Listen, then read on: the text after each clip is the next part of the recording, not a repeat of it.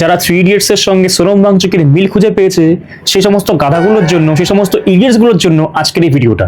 এই লিব্রান্ডু মাকুদের পাল্লায় পড়ে বেশ কিছু নিরীহ মানুষও সত্যি ভেবে নিয়েছে এই ফুংসুক ওয়াংরুই হচ্ছে সোনম ওয়াংচুক, যেটা আদৌ না।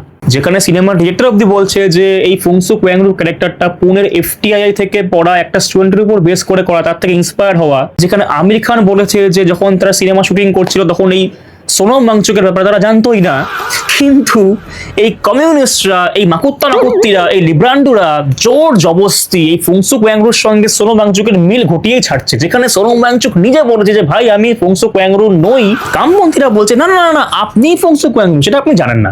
সোনম ওয়াংচুক বলছে না না না ভাই আমার নামে 400খানা পেটেন্টস নেই, আমার নামে 0 পেটেন্টস রয়েছে, আমি রিচ পরিবার থেকে এসেছি, আমার একখানা পলিটিক্যাল এজেন্ডা আছে। এরা বলছে না না না আপনি গরিব ঘরের সন্তান। সিনেমায় দেখিয়েছে তো আপনার কোনো পলিটিক্যাল এজেন্ডাই নেই, আপনার নামে 400খানা পেটেন্টস আছে আপনি জানেন না, বাট সিনেমায় তো আছে। এটাই সত্যি, এটাই হচ্ছে কামপন্থী। মানুষদেরকে এভাবে এরা ব্রেনওয়াশ করছে আর মানুষরা ব্রেনওয়াশ হয়ে যাচ্ছে।